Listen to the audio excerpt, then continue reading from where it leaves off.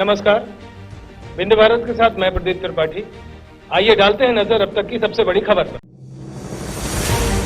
सामाजिक सुरक्षा नहीं दे पा रही सरकार, अजाक मनाएगा 26 को स्थापना दिवस। अजाक संगठन के द्वारा कॉफी हाउस में पत्रकार वार्ता का आयोजन किया गया। इस दौरान पदाधिकारियों ने बताया कि आने वाली 26 तारीख को संविधान दिवस मनाया जाएगा। अजाक ने कहा कि हमारे अधिकारों पर सरकारें अतिक्रमण कर रही हैं। पेंशन योजना बंद कर दी गई है, जबकि पेंशन योजना सामाजिक न्याय के लिए निर्धारित थी। सरकार हमें सामाजिक सुरक्षा नहीं दे पा रही है। इतना ही नहीं, आरक्षण के हिसाब से पदोन्नति भी न मिलने के चलते अनुसूचित जाति जनजाति मुख्य धारा से वंचित है।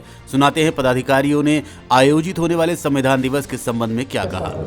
आज अजाक्स के बैनर तले हम लोग 26 नवंबर को संविधान दिवस मना रहे हैं। ये आपके रीवा में आशियाना मैरिज गार्डन में, उसी के परिप्रेक्ष्य में आज आप लोगों को आमंत्रित किया गया है कि हम कुछ बातें सरकार और प्रशासन आम जनता तक पहुंचाना चाहते हैं जो संविधान से संबंधित हैं, और वो आम जनता शासकीय कर्मचारियों अधिकारियों से धीरे धीरे छूट रही है। मतलब अतिक्रमण हो रहा है उन अधिकारों का जो हमें संविधान में प्राप्त हुए थे। जैसे आप लोगों को विदित होगा कि पेंशन योजना ख़त्म कर दी गई है। 2005 से पेंशन बंद है अधिकारियों कर्मचारियों की, केवल अधिकारियों कर्मचारियों की, बाकी पेंशनें यथावत हैं। ये जो पेंशन है इसको जोड़ के देखा जा रहा है कि ये पेट पालने का मुद्दा है, कि ये भरण पोषण का है, जबकि संविधान की उद्देशिका में लिखा हुआ है सामाजिक आर्थिक और राजनैतिक न्याय, स्पष्ट लिखा हुआ है। तो सामाजिक न्याय की पूर्ति के लिए पेंशन की व्यवस्था की गई है कि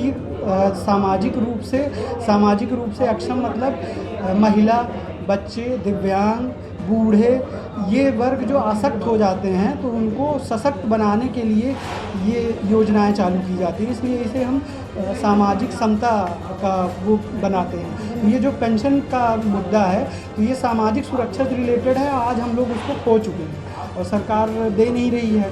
तो ये कर्मचारियों के लिए हम जीवन भर सरकार की सेवा करते हैं, दिन भर, और इसके बाद हम अपने भविष्य के लिए क्या है, 60 साल के बाद हम मानसिक और शारीरिक रूप से अक्षम हो जाते हैं।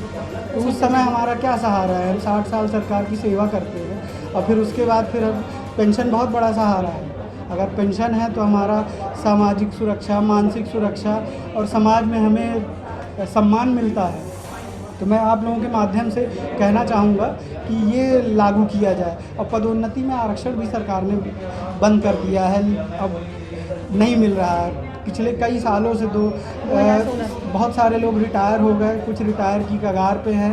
तो ये पदोन्नति में आरक्षण भी जो बंद की गई है, तो ये संविधान में लिखा हुआ है मौलिक अधिकार में कि ST SC को हर सेवा में प्रतिनिधित्व दिया जाएगा।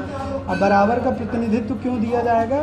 क्योंकि ताकि सामाजिक रूप से इनको वो स्थान मिल सके जैसे समाज की मुख्य धारा में आ सके। जैसे अन्य वर्गों को जो स्थान मिला है सामाजिक रूप से, इनको भी मिले। उसमें ST SC को पदोन्नति में आरक्षण इसीलिए दिया गया है, तो वो बंद कर दिया गया। और आप देख ही रहे हैं कि कहीं इस न्यायालय में जा रहा, वहाँ जा रहा है, लेकिन आज तक लाभ नहीं मिल पाया। और धीरे धीरे और संविधान पीठ में अभी वो लंबित है, चल रहा माननीय न्यायालय के अधीन। 26 नवंबर को आशियाना मैरिज गार्डन, गुलाब नगर, रीवा।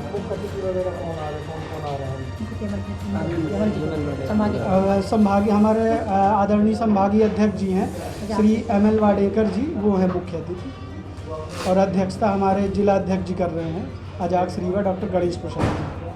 क्या नाम है आपका? मेरा नाम जितेश रावत है। और मुद्दे हैं हमारे 8 बिंदु हैं, और एक ये मुद्दा है आउटसोर्स प्रथा बंद की जाए। आजकल देखे होंगे आप, हर जगह आउटसोर्स और प्राइवेटाइजेशन है। तो मैं अनुरोध करना चाहूँगा आपके माध्यम से कि आउटसोर्स जहाँ अति आवश्यक हो, जहाँ लगे कि हाँ कोई रास्ता नहीं है, वहाँ आउटसोर्स किया जाए, लेकिन वहाँ पर भी आरक्षण रोस्टर का पालन किया जाए। कारण क्योंकि जो आउटसोर्स का पैसा होता है सरकार ही तो देती है, और जब सरकार का पैसा जा रहा है तो फिर सामाजिक समता भी आनी चाहिए। तो आरक्षण रोस्टर का पालन भी इन आउटसोर्स की भर्तियों में किया जाए। और ये जो हाँ, दोनों जगह गवर्नमेंट सेक्टर में भी ये चालू हो गया है, प्राइवेट सेक्टर में तो ठीक है। और जो हमारे सफाई कर्मचारी हैं जो सबसे रिस्की काम कर रहे हैं आज के डेट में, उन सफाई कर्मचारियों को भी आउटसोर्स में उनकी दशा और दिशा बिल्कुल ख़राब है, सामाजिक रूप से शोषण ही हो रहा है उनका। तो उनको नियमित नियुक्ति प्रदान की जाए सरकार द्वारा, ताकि वो आने वाले समय में समाज की मुख्य धारा में जुड़ सकें। महिलाएं भी उसमें आती हैं, आप देखे होंगे अस्पतालों में गटर साफ़ कर रही, लेटरिन साफ़ कर रही, अपने बच्चों को लेके आती हैं, बच्चों को स्कूल नहीं भेज पाती हैं।